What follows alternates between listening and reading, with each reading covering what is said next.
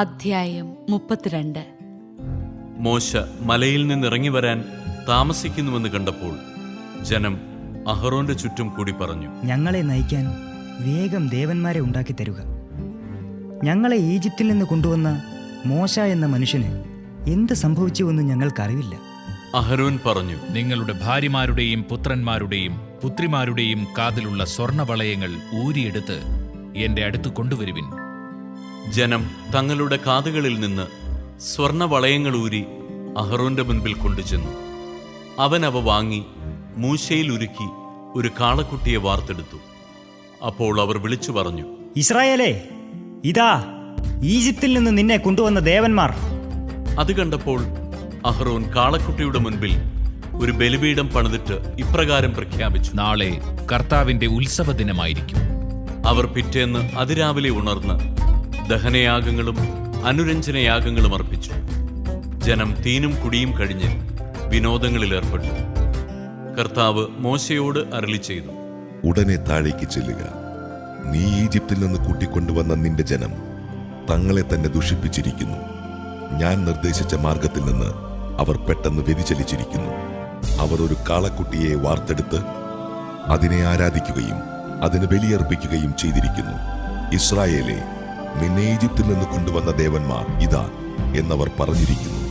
കർത്താവ് മോശയോട് അരുളി ചെയ്തു, ഇവർ ദുശാഠ്യക്കാരായ ഒരു ജനമാണെന്ന് ഞാൻ കണ്ടുകഴിഞ്ഞു. അതിനാൽ എന്നെ തടയരുത്.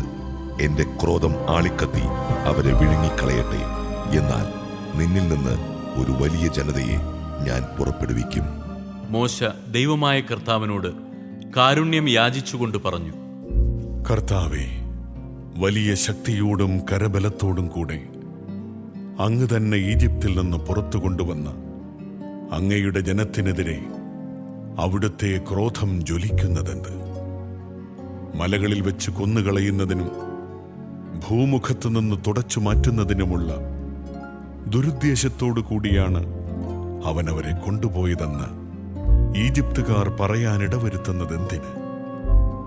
അവിടുത്തെ ഉഗ്രകോപം കൈവെടിയണമേ.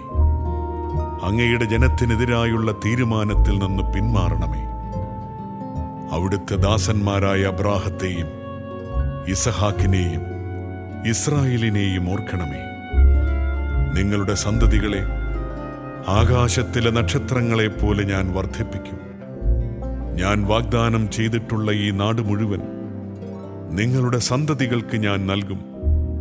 അവർ അതെന്നേക്കും കൈവശമാക്കുകയും ചെയ്യുമെന്ന് അവിടുന്ന് തന്നെ ശപഥം ചെയ്ത് പറഞ്ഞിട്ടുണ്ടല്ലോ. കർത്താവ് ശാന്തനായി തന്റെ ജനത്തിനെതിരായുള്ള തീരുമാനത്തിൽ നിന്ന് അവിടുന്ന് പിന്മാറി. മോശ കൈകളിൽ 2 ഉടമ്പടി പത്രികകളുമായി താഴേക്കിറങ്ങി. പലകകളുടെ ഇരുവശങ്ങളിലും എഴുത്തുണ്ടായിരുന്നു. പലകകൾ ദൈവത്തിന്റെ കൈവേലയും അവയിൽ കൊത്തിയിരുന്നത് അവിടുത്തെ കൈയെഴുത്തുമായിരുന്നു. ജനങ്ങൾ അട്ടഹസിക്കുന്ന സ്വരം കേട്ടപ്പോൾ ജോഷുവ മോശയോട് പറഞ്ഞു, പാളയത്തിൽ യുദ്ധത്തിന്റെ ശബ്ദം മുഴങ്ങുന്നു. എന്നാൽ മോശ പറഞ്ഞു, ഞാൻ കേൾക്കുന്നത് വിജയത്തിന്റെ അട്ടഹാസമോ പരാജയത്തിന്റെ മുറവിളിയോ അല്ല, പാട്ടുപാടുന്ന ശബ്ദമാണ്. മോശ പാളയത്തിനടുത്തെത്തിയപ്പോൾ കാളക്കുട്ടിയെ കണ്ടു. അവർ നൃത്തം ചെയ്യുന്നതും കണ്ടു. അവന്റെ കോപം ആളിക്കത്തി. അവൻ കൽപ്പലകകൾ വലിച്ചെറിഞ്ഞ് മലയുടെ അടിവാരത്തിൽ വെച്ച് അവ തകർത്തു കളഞ്ഞു. അവൻ കാളക്കുട്ടിയെ എടുത്ത് തീയിലിട്ട് ചുട്ടു. അത് ഇടിച്ചു പൊടിച്ച് പൊടി വെള്ളത്തിൽ കലക്കി ഇസ്രായേൽ ജനത്തെ കൊണ്ട് കുടിപ്പിച്ചു. മോശ അഹറോനോട് ചോദിച്ചു, നീ ഈ ജനത്തിന്റെ മേൽ ഇത്ര വലിയൊരു പാപം വരുത്തിവെക്കാൻ അവർ നിന്നോട് എന്ത് ചെയ്തു? അഹറോൻ പറഞ്ഞു, അങ്ങയുടെ കോപം ജ്വലിക്കാതിരിക്കട്ടെ. ഈ ജനത്തിന് തിന്മയിലേക്കുള്ള ചായ്വ് അങ്ങേക്ക് അറിവുള്ളതാണല്ലോ. അവർ എന്നോട് പറഞ്ഞു, ഞങ്ങളെ നയിക്കാൻ ഞങ്ങൾക്ക് ദേവന്മാരെ ഉണ്ടാക്കി തരിക. എന്തെന്നാൽ ഈജിപ്തിൽ നിന്ന് ഞങ്ങളെ കൊണ്ടുവന്ന മോശ എന്ന മനുഷ്യന് എന്ത് സംഭവിച്ചു എന്ന് ഞങ്ങൾക്കറിവില്ല. ഞാൻ പറഞ്ഞു, സ്വർണം കൈവശമുള്ളവർ അത് കൊണ്ടുവരട്ടെ. അവർ കൊണ്ടുവന്നു. ഞാൻ അത് തീയിലിട്ടു. അപ്പോൾ ഈ കാളക്കുട്ടി പുറത്തു വന്നു. ജനത്തിന്റെ അഴിഞ്ഞാട്ടം മോശ കണ്ടു.